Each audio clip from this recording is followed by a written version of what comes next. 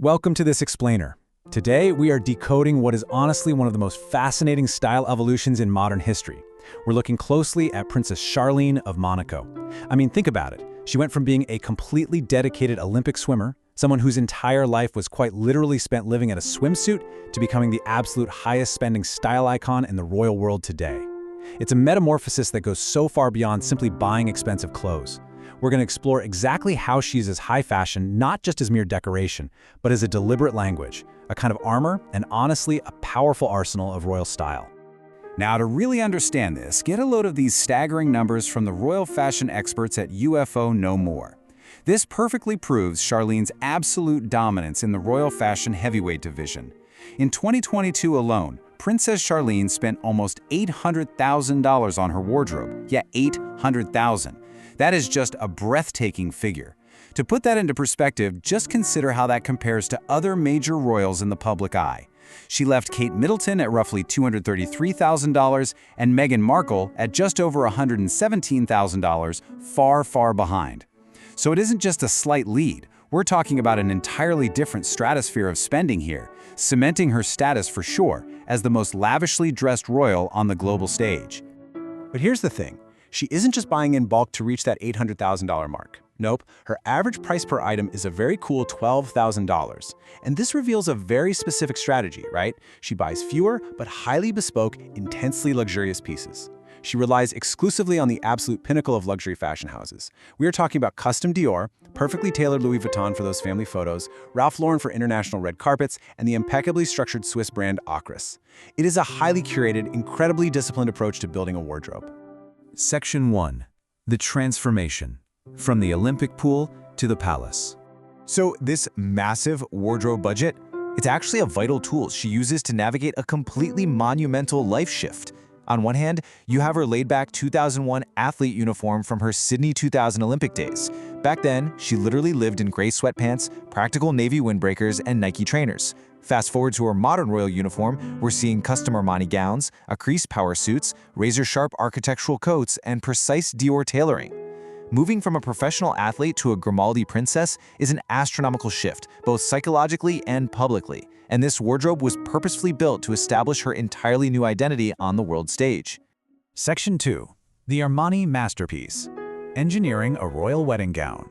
You know, her 2011 wedding to Prince Albert really served as the definitive pivot point in her style. It was anchored by a dress that honestly completely redefined modern luxury. Get this, it took 2,500 staggering hours to create this off-white Duchess silk satin column gown. Now, stepping into a role once held by the legendary Princess Grace carried immense, unimaginable pressure. But Giorgio Armani, acting as both a family friend and Charlene's personal style mentor, designed this modern dress specifically without any nostalgia. He didn't even attempt to mimic the past. Instead, he spent those thousands of hours perfectly capturing Charlene's own contemporary ultra-sleek piece. To really quantify exactly what royal luxury means, you have to consider the sheer scale of the materials used here. Armani's masterpiece incorporated 40,000 Swarovski crystals, 20,000 mother-of-pearl teardrops, and 30,000 stones in beautiful gold shades. The floral embroidery alone took 700 hours of painstaking, totally dedicated work. The design cascaded from the top to the bottom of the gown, flowing over 130 meters of silk and organza like a brilliant walking chandelier. It wasn't just a dress, it was a true marvel of fashion engineering, absolutely meant to signal the arrival of a brand new era. Section 3. Jewels of the Ocean. Forging a bespoke legacy. Now, this actually brings up a really common question among royal watchers. Why doesn't Princess Charlene wear the historic Grimaldi family jewels? Well, heritage pieces, especially those iconic items strongly associated with Princess Grace, are very tightly controlled family treasures.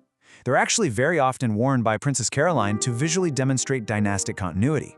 So, because those historical pieces already carry someone else's legacy, Charlene was presented with a pretty unique opportunity. She stepped into the spotlight with a relatively blank canvas, allowing her to forge her own entirely modern legacy completely from scratch. So instead of relying on the past, she actually draws inspiration directly from her own history. She once said, "I was an Olympic swimmer. I lived in a swimsuit. I lived on tour." And her bespoke jewelry collection relies heavily on this specific motif of water to honor that past. For Charlene, the sea isn't just some picturesque backdrop for Monaco. It's the fundamental core of her identity. It grounds her. and she has beautifully translated that personal history into her royal adornments. It's almost as if the sea is quite literally frozen into precious stones for her. Take the Ocean Tiara by Van Cleef & Arpels, for instance, which uses stunning diamonds and sapphires in 3 distinct shades of blue to perfectly mimic the motion of rolling waves. Then there's the Diamond Foam Tiara by Bomber, capturing the erratic, beautiful movement of delicate sea spray using 60 carats of diamonds. And we can't forget the Infinite Cascade Necklace by Nagabataba. That one utilizes over 1,000 diamonds and 6 pearls to create this breathtaking illusion of rippling water just falling across the collarbone. Absolutely stunning. But here's an interesting twist. Despite owning those beautiful custom tiaras, she actually often skips traditional headpieces entirely. Instead, she favors wearing large-scale, contemporary statement pieces on her wrists or neck. A great example is her incredible $236,000 Cartier Maillon Panthère cuff. Featuring over 1,300 diamonds, it is a piece of pure modern power. And it aligns perfectly with her athletic build. Her broad shoulders and strong arms are beautifully accentuated by these substantial, heavy, and undeniably modern pieces of jewelry. It's a really bold departure from traditional, delicate royal accessories. Section 4. The power of quiet luxury. Wardrobe as armor. To really understand how her everyday aesthetic functions as a vital institutional tool, we have to talk about the concept of power dressing. In Charlene's era, this is a highly polished, minimalist aesthetic. She uses structured, architectural clothing to communicate inner strength, resilience, and modern authority. Stepping into the blinding royal spotlight requires immense psychological endurance, right? So her power dressing isn't about hiding or imitating menswear. Rather, it's about highlighting feminine strength and resilience through precise, super clean tailoring. It projects absolute control without ever needing to rely on flashy extravagance. Her functional, disciplined fashion formulas actually revolve around a few key anchors. First, column dresses. These effortlessly enhance her natural height and elegance.